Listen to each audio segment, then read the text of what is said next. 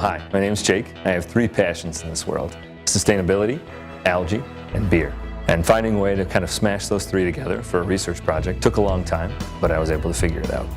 Breweries, on average, are producing about 10 gallons of wastewater for every gallon of beer they produce. And this wastewater is extremely costly to treat.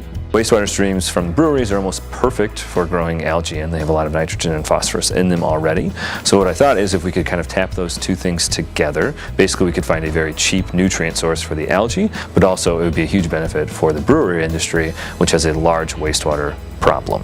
When I was looking for graduate schools, I was looking at something that was related to sustainability or renewable energy. I found that Dr. Elena Lichman here at the Kellogg Biological Station had just received a really good grant looking at algae and how they can make biofuels from algae. So I applied to her lab. I'd already been doing research looking at how we can turn algae into biofuels, and one of the main limitations to doing that is actually finding fertilizer sources that would be cheap enough to make this economical. I first started working with Bell's when I was introduced to Walker Modick, who's the sustainability specialist at Bell's, by a professor here at KBS, Jen Lau. Bell's is a tremendous place to work because they're highly committed to solving some of the sustainability issues breweries face today. One of the main sustainability issues in the brewing process is the amount of wastewater that the breweries make to make beer. And so to address that issue, Bell's built a wastewater treatment facility on site, which is actually where I end up collecting my samples.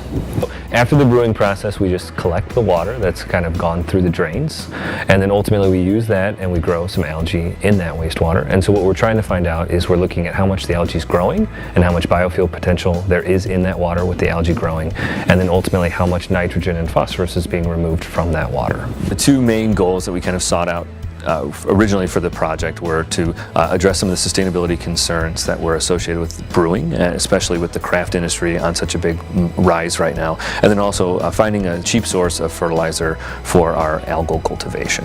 And so what's nice about this project is we're actually able to address both of those. We were able to identify that yes, algae can be grown in this wastewater stream, and they can grow quite well, and they can produce quite a bit of the lipid content or the biodiesel precursor throughout this process. And then also, really importantly, is we can remove a lot of the nutrients from this wastewater source just by simply growing algae in it. So we don't have to treat it by any means. We can just generate biomass that is used for a secondary product like the biofuel, and then also in a way remediate this wastewater at really little economic cost.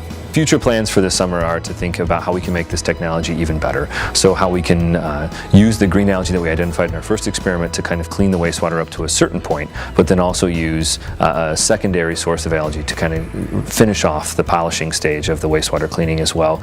So we're thinking about doing this two-stage approach of looking at using green algae and cyanobacteria kind of coupled together in like a cascading effect to kind of clean the wastewater. So there's kind of, it's a win-win for both sides. We get algae, we get some biofuel, and we also are cleaning the water.